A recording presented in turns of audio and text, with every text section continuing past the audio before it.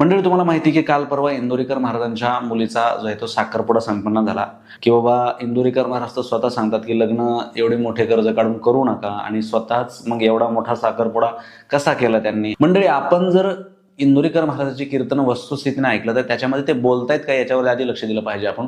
पहिला मुद्दा तर ते काय म्हणतायत की आता गावात काय असतं आपले की एखाद्या मोठ्या व्यक्तीनं चांगलं मोठं लग्न केलं, एखादा 30 एकरवाला जे आहे ते जमिनीचा मालक आहे, त्याने त्याच्या मुलीचं चांगलं एक 10-12 लाख रुपये घालून मोठं लग्न केलं.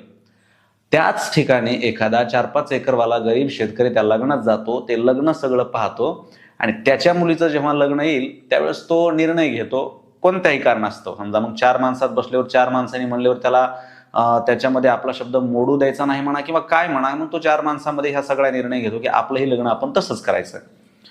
पण त्याला 30 एकर जमीन आहे, 30 एकर जमिनीमधून त्याचं लाखो उत्पन्न आहे म्हणून तो तेवढे 10-12 लाख रुपये खर्च करू शकतो आणि तेवढं लग्न करू शकतो. पण त्याच ठिकाणी एकदा 2-4 एकरवाला शेतकरी किंवा 4-5 एकरवाला शेतकरी तेवढा खर्च अफोर्ड करू शकत नाही. मग लोक काय करतात, किंवा ठीक आहे होऊ द्या एकदाच म्हणून काय करतात, किंवा 4-5-6 लाख रुपये कर्ज काढतात आणि ते कर्ज काढून काय करतात, त्याच्यातले 2-3 लाख तर वायालाच जातात.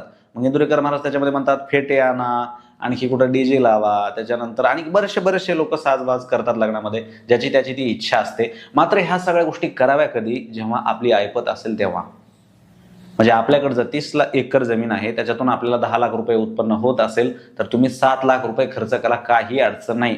मात्र ज्याची जमीनच 3 एकर आहे त्यानं 6 लाख रुपये लोन काढलेलं आहे, कर्ज घेतलेलं आहे आणि तो जर समजा अशी भाषा करत असेल की मी हे सगळं करील ते सगळं करील, इंदोरीकर महाराज त्यांना मार्गदर्शन करतायत की कर्ज काढून एवढा खर्च करायची काही गरज नाही. जरी लग्न साधे केले तरी.